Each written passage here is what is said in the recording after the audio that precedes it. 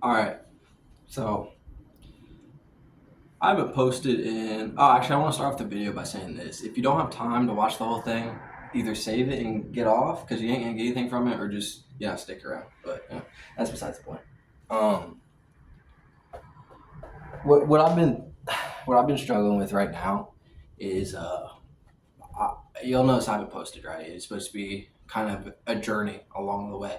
Um, I actually had a great conversation with one of my good friends named Jamie Antanagalu.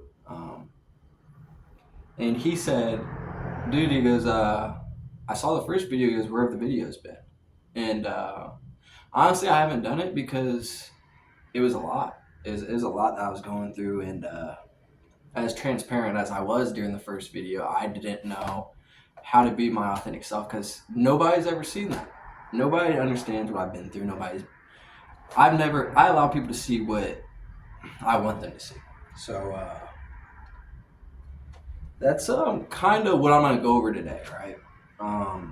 So for any character's development, you need to understand where they began, and that's just something that I'd like to share. And now I'm not a preacher. I'm not a preacher. I'm working. I'm getting closer to God. I'm not a preacher yet, right? But I can say He's doing a lot of things in my life where I want to start off before I say anything with this. It's 1 Peter 5:6-10. Humble yourselves, therefore, under God's mighty hand, that He may lift you up in due time. Cast all of your anxiety onto Him because He cares for you. Be alert and of sober mind. Your enemy, the devil, prowls around like a roaring lion, looking for someone to devour. Resist him. Stand firm in faith because you know that the family of believers throughout the world are undergoing the same kind of suffering. And the God of all grace, who called you to His eternal glory in Christ after you have suffered a little while, will restore you and make you strong, firm and steadfast, to be the power forever and ever. To Him be the power forever and ever. Right? Now, what this is saying for me, it says humble yourself, right? And this whole situation has been very humbling beginning. But before I tell you on the situation, or you even understand, I need to start from the beginning, because there's some people, like I said, there's some people that think they know me and they have no idea, right? It's what I've shown you. So I guess we'll just all cats out of the bag, right? I am one of 12 siblings, about roughly, right? My mom was a prostitute. My dad, well, let's just say he was in prison. I literally, my first conversation with him was I'm trying to think, July, July of 2024, this year. Yeah. Based off of what I've been told, when they found us, well, obviously I was 2, so I wouldn't remember this, but when they told us, when they found us, we were in our diapers in snow. Me and my younger brother, John Arias. And there was no power heat in the house. One of the babies had passed away. And and I have a lot of siblings, so it was a lot at the beginning. I mean, we all got split up at first, and then we kind of got put back together. But I didn't have anything. I mean, I didn't have a father, I didn't have a mother. I really didn't have siblings. I had John Arias. So, I mean, that was about it, right? And we went through the adoption care. It was me, him, Kelly, Wendy. We went through the beginning process, together, right? So that was a little better because at least we had each other. But hell, we got molested, we got beat. I had to hold my younger sister. I mean, I still remember this, right? I was 5, 6 years old, and she still has problems to this day. I had to hold her while she was having seizures. She's had seizures because my mom had drugs in her system whenever she was pregnant. My brother's amazing, by the way. My brother's great, but he had problems because of the beatings he took, right, to the brain. My Scott, he's bipolar, right? My parents couldn't even adopt him. I wanted him to be adopted with us, right? But my parents literally couldn't adopt him because he was crazy. Kelly, my oldest sister, right? She had to deal with some things that It's hasn't always been the easiest, right? Um, yeah. So after eventually, right, I got adopted right before I turned 8. Um, we went into a loving family, but that doesn't take away the trauma that you go through. I didn't have it. Like I said, I didn't have a birthday, a Christmas, nothing in my life until 8. All I did was get abused, have to eat my own vomit with my brother, molested, beat on over and over again until I was 7, 8 years old. So it was a lot to deal with. And I just put on a smile and I kind of just went about my day. And then we skip forward, right? I'm adopted into a loving family.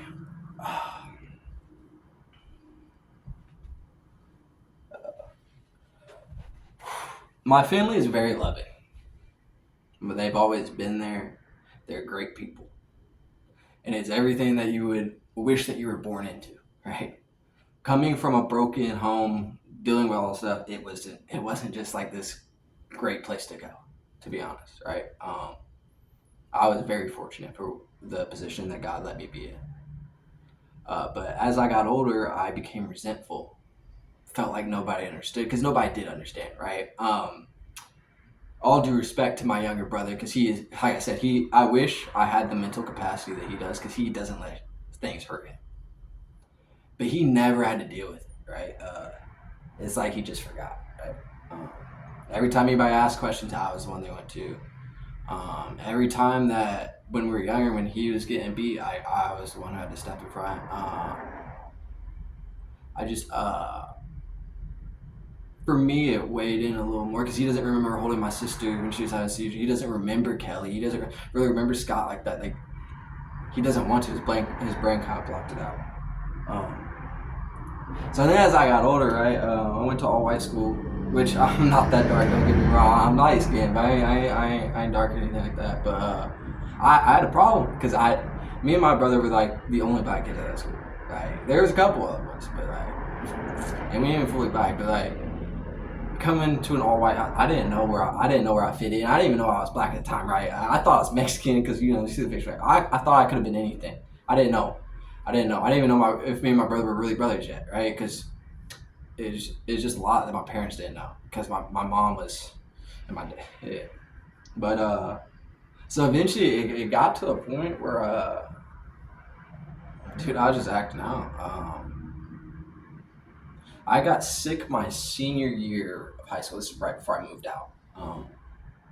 So I had been going through all this. This is around the time George Floyd died. Like I'm getting COVID just starting. I'm tired of my parents. Like you don't understand me. You don't know me. Like you weren't there. Like it's just all in my head, right? It's all me trying to just deal with it, compromise. In my head, I'm just trying to figure out why me, right? Why did my parents do this? Why did this happen to me?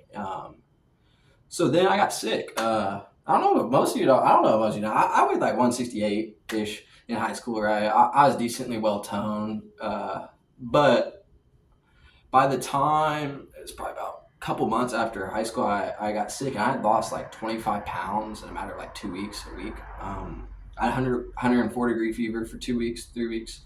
I don't really want to talk about what that was, right? Because I honestly don't know. All I know is they told me I was sick. They told me that I didn't look good. And I got better. And then as soon as I did, I moved out, and I was like, dude, if I'm gonna live life, I'm not dying right now. I'm doing whatever I want. So I went out to try to understand my mom and my parents and figure out what it was. And I did decently well for myself. But dude, I've done just about everything you could think of. I've done heroin. I've done meth. I've done Suboxone. I've done perks. Dude, I mean, it was to a point where I spent $3,000, at least, maybe 4 a month on coke. $100 a day at least. I had some problems, man. Around the wrong people. Uh, just hurting. Hurting very, very badly. Like I said, I wanted to feel how my mom felt, and it hurt people around me. it's affected me. I mean, but I think it affected me for the better. But it is hurt people around me. So that's what this whole little journey was about development because I was a drunk. I was fucked up. I made some money and I made bad decisions and not because I was a bad person. I hurt. And then I went to the military. I was an alcoholic, dude. That was bad. I was a bad alcoholic. You talking 2 bottles a night? Like I was bad. I went to the military to escape. And then when I got there, I realized that all my pain that I was trying to run away from was still there. I became an alcoholic. I used to just get drunk and go fight. Like, I'd get blackout, go in and just fight.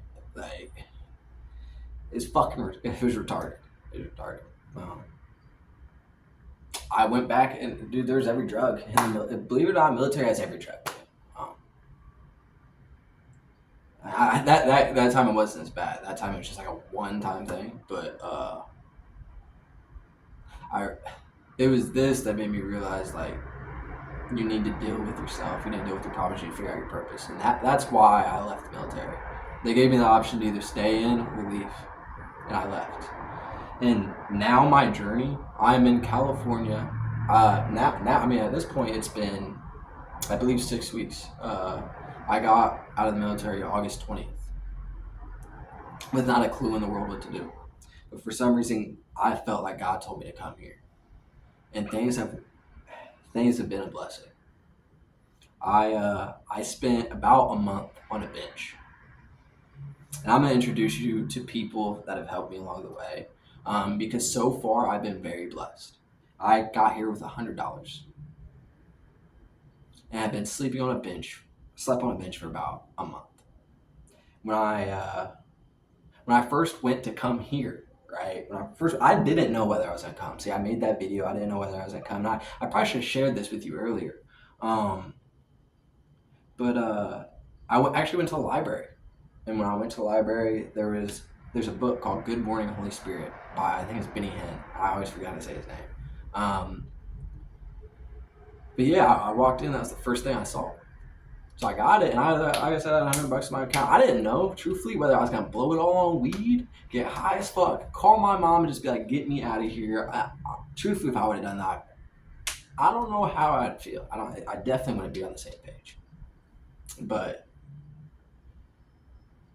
yeah, so I went, I got that, and then I was like, "Dude, I just want to go smoke." Like, I don't even know if I'm supposed to go to Inglewood. I just want to go smoke.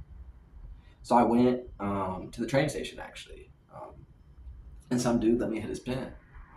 Random encounter. He saw me in my bag. He let me hit his pen, and then I was like, sweet. I relaxed a little bit. I was like, well, am I supposed to hop on this train or not, or am I supposed to go get more weed? And then the train came, and I walked on, and I didn't pay for a ticket.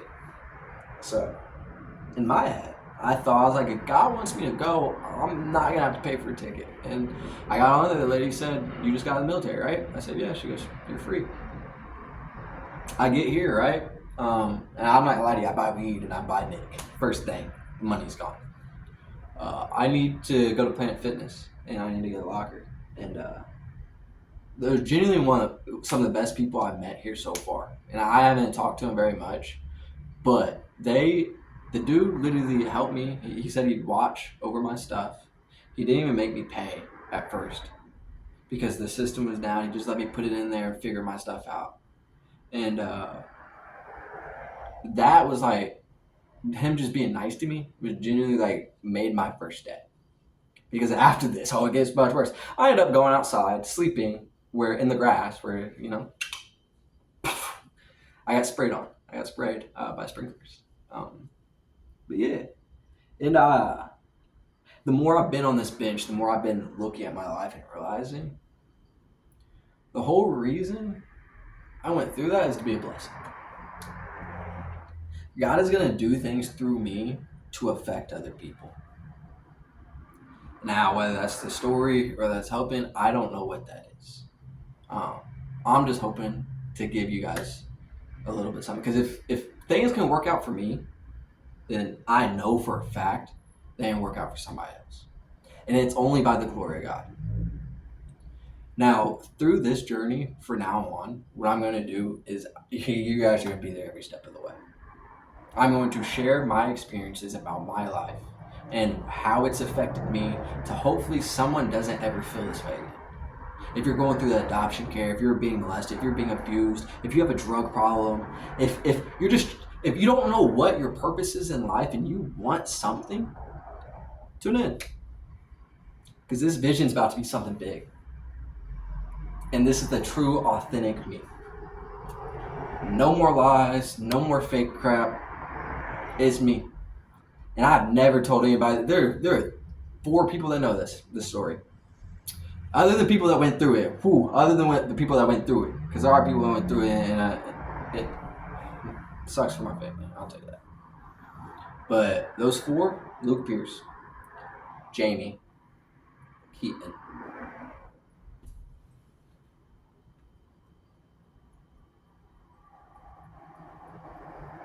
I'm not sure who else. And this ain't a depression thing. This ain't a depressing thing. This is supposed to be a genuine conversation. But I realized I had to lay it all out there. And if you want me to go into more detail, you guys ask questions. You guys have to actually watch the video, right? I don't even know if you're going to get this deep.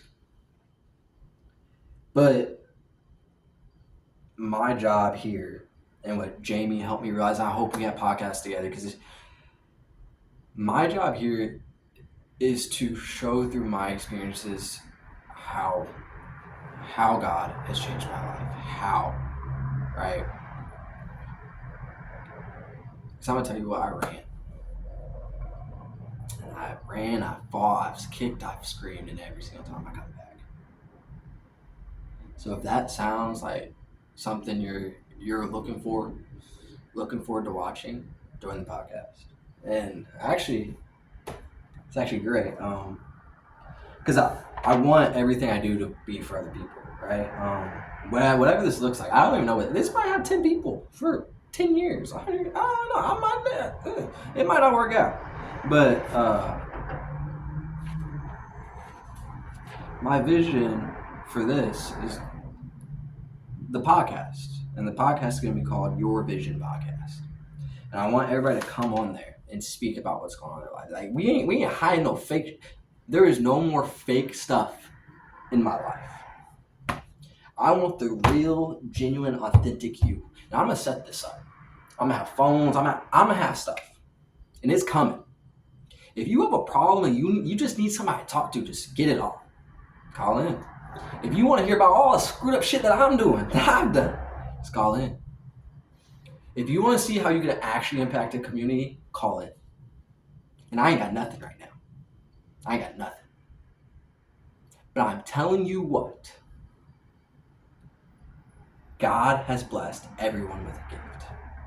And I never realized what mine was until I took a second to block out and get rid of everything else. The homelessness on the street is the best thing that he could have done for me. And I want that to end up being a gift for you. And that's just the beginning. I'll see you tomorrow.